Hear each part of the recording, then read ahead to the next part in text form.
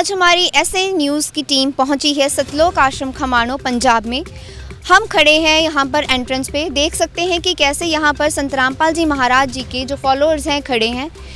आप देख सकते हैं कि उस तरफ सड़क के किस तरह से उन्होंने एक प्रदर्शनी की तरह काफ़ी बुक्स रखी हुई हैं और साथ में पानी वगैरह की व्यवस्था की हुई है ताकि जो भी आ जा रहे हैं उनको अच्छे से वो ट्रीट कर सके।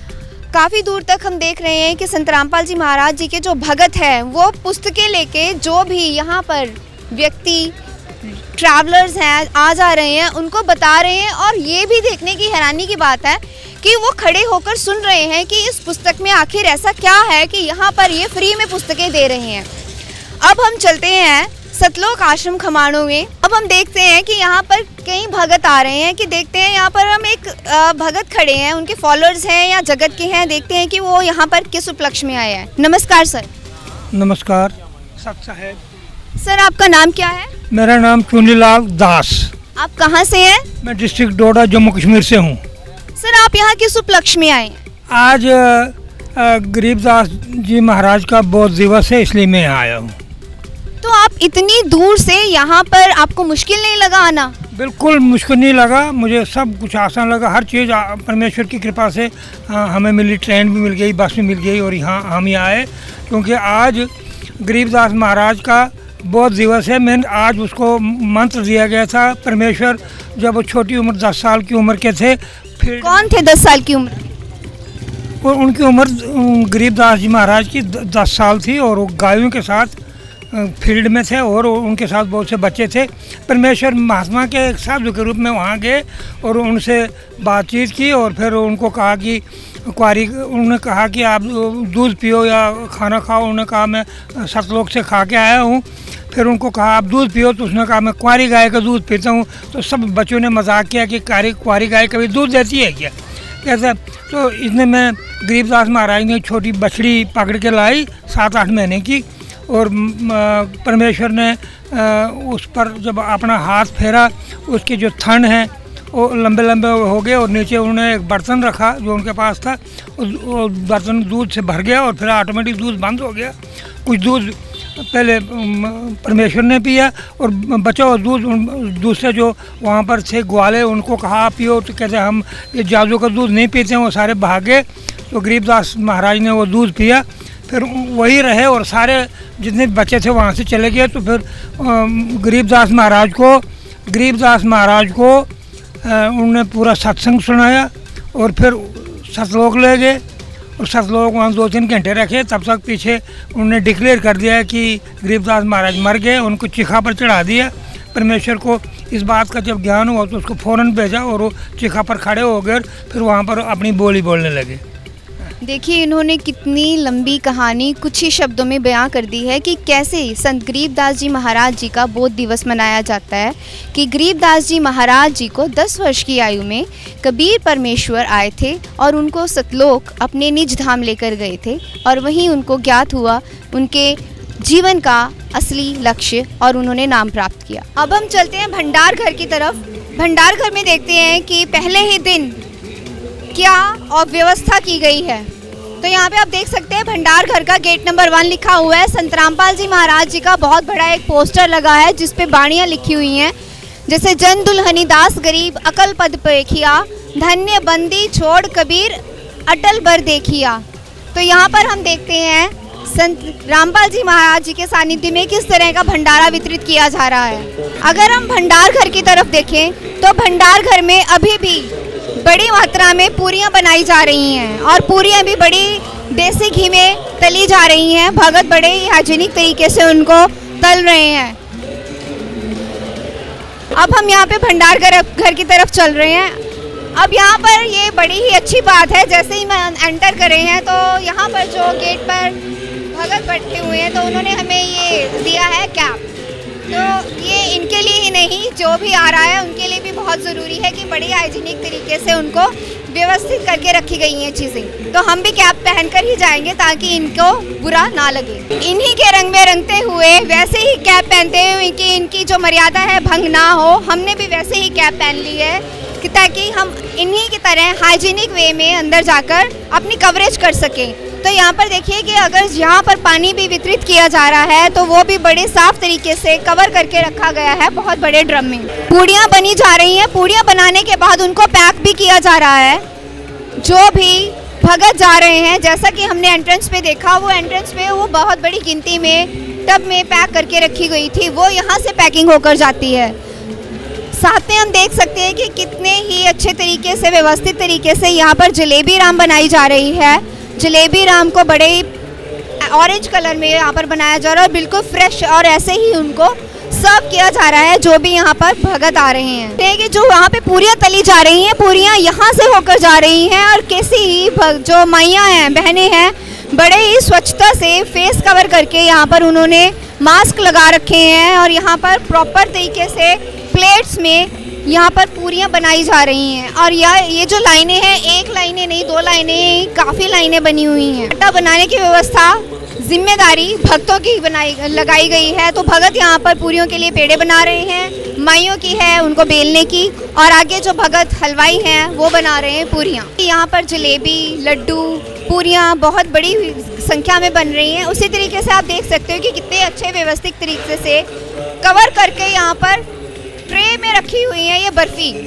तो इस बर्फ़ी को भी इन्होंने बड़े अच्छे तरीके से कवर करके रखा हुआ है ताकि जो मक्खी वगैरह है यहाँ पर ना हो। और यहाँ पर ये जो बर्फ़ी है, ये बेसन है, बेसन की बर्फ़ी, जो बहुत प्यार से बड़े अच्छे तरीके से बनाई गई है। चुके हैं जितना भी भंडारा यहाँ पे बन रहा है, जो स्वीट बन रही है, जलेबी, लड्डू और बर्फ़ी।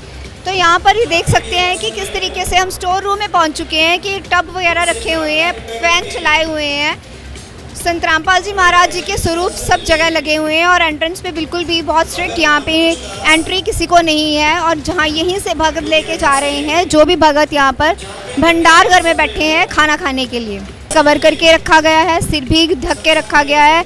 इवन जो यहाँ पर जो जितना भी स्टोरेज की गई है, उनको बड़े अच्छे तरीके से कवर करके रखा गया है ताकि कोई मक्खी वगैरह ना आ सके। और ये हैरानी की बात है, इतना मीठा होने के बावजूद यहाँ पे एक भी मक्खी आप देख सकते हैं नहीं है। मिष्ठान बहुत बड़ी संख्या में तैयार हो रहा है, पूरियाँ तैयार हो रही हैं, भंडारा बन रहा है। पर इस सब में हम चाय को कैसे भूल सकते हैं? जी हाँ, चाय राम, जिसको वो सर्दी है, गर्मी है, यहाँ पर जो भी आ रहा है थका हुआ है, उसको चाय ज़रूर चाहिए। तो ये देखिए आप कितनी स्वच्छता से चाय बनाई जा रही है, और कैसे प्रॉपर उनको केन्स में रखा जाता है। तो हम यहाँ पे जो भगत है, सेवा में लगे हुए हैं, उनसे कुछ बातचीत करना चाहेंगे चाय राम के बारे में। नमस्कार सर।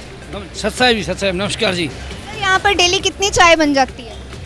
कम से 12 से 13 क्विंटल 14 क्विंटल दूध पहुँच जाता है चाय में डेली का। तो आपको मुश्किल नहीं लगता कि हर वक्त आप बनाते रहते हैं चाय? बंदी छोड़ के दिया है, हम सेवा में लगे रहते हैं, सुबह शाम से पता नहीं चलता हमें। तो ये चाय की जो सेवा चलती है, ये दिन रात चलती है कि किसी टाइम रुकती भी है? दिन रात चलती है सेवा, दिन रात चलती है जी, बिल्कुल प्रॉपर चलती है। जो भी यहाँ पे भगत आ रहे हैं, जगत के लोग आ रहे हैं, क्या उनको टोकन वगैरह मिलता है या कुछ पैसे देने पड़ते हैं चाय देने के? जी नहीं, ये बिल्कुल सतगुरु रामपाल जी महाराज ने बिल्कुल कोई टोकन नहीं, कोई पैसे नहीं, फ्री में जो जितनी मर्जी बार चाय पी सकते हैं। मतलब चाय के साथ निष्ठान या भंडारा वो बिल्कुल फ्री है।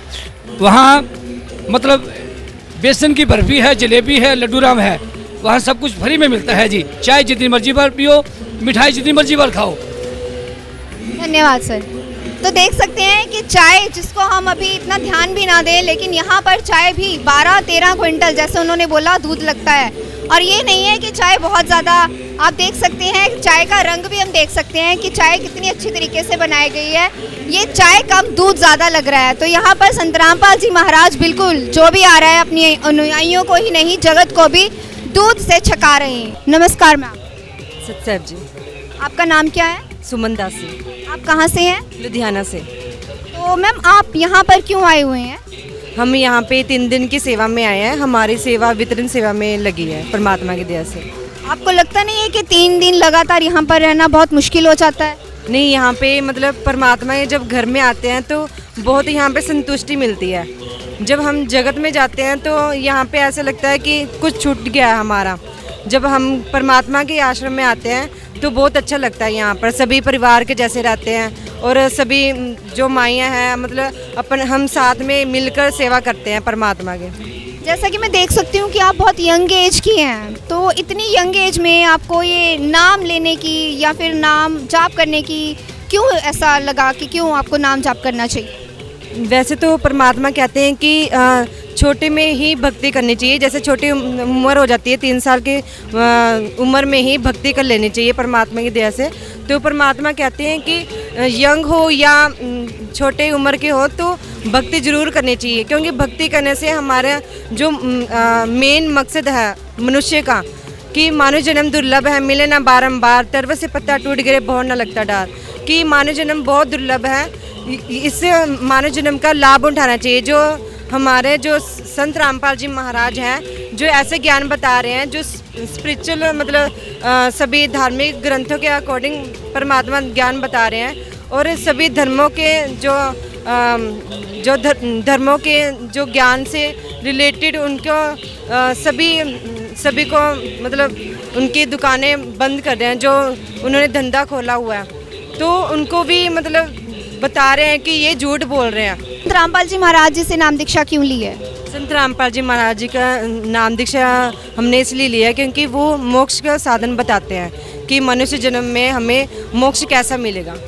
तो मतलब आपको बिल्कुल संतुष्टि है कि यहाँ पर आपको मोक्ष की प्राप्ति होगी? हमें पूर्ण संतुष्टि है, संत रामपाल जी महाराज जी पे पूर्ण विश्वास है कि हमें यहाँ आने के बाद हमें मोक्ष जरूर मिलेगा। धन्यवाद। तो ये देख सकते हैं कि यहाँ पर जो भी आ रहे हैं वो बहुत खुश हैं, संतुष्ट हैं और बहुत ज़्यादा खुश हैं कि संत रामपाल जी महाराज जी की शरण में आके उनको पूरी क्लैरिटी है कि यहाँ पर उनको मोक्ष मिलेगा ही मिलेगा, वो 84 लाख जिया जून में नहीं जाएंगे। आगे बढ़ते हैं और देखते हैं आगे क्या व्यवस्था की गई है। तो हम देख सकते हैं कि मेरे लेफ्ट हैंड साइड पे भक्तों और माइयों के लिए अलग अलग व्यवस्था की गई है, चाय राम के लिए, पानी के लिए, और साथ में उनके लिए बिस्कुट वगैरह भी हैं अगर उन्होंने कुछ स्नैक्स के रूप में लेने हों। और यहाँ पर आराम से आप देख सकते हैं कि टेंट वगैरह लगे हैं ताकि उनको धूप से बचकर आराम से यहाँ पर बैठकर छाया में चाय का आनंद ले सकें। हम देख सकते हैं कि यहाँ पर अलग अलग यहाँ पर रूम्स बने हुए हैं, सेपरेट किया गया है, और यहाँ पर प्रॉपर यहाँ पर बैनर्स लगाकर मेंशन किया गया है कि कौन सा रूम किस चीज़ के लिए है। अगर यहाँ पर किसी ने कुछ इंक्वायरी करनी है किसी भी रिलेटेड तो यहाँ पर वो इंक्वायरी भी कर सकते हैं। साथ में यहाँ पर माइयाँ भी बैठी हैं, अगर माइयों को कुछ प्रॉब्लम है तो वो यहाँ पर आकर पूछताछ कर सकते हैं, कुछ उनको प्रॉब्लम आ रही है, कुछ एक्सप्लेनेशन करनी चाहिए उनको।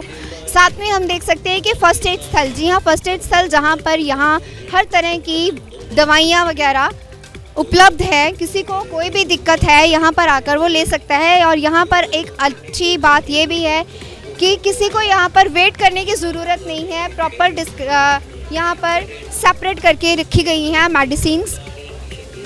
जो भी भगत या जगत किसी को कुछ प्रॉब्लम आ रही है तो यहाँ पर वो यहाँ कभी भी किसी भी वक्त आकर मेडिसिन ले सकते हैं।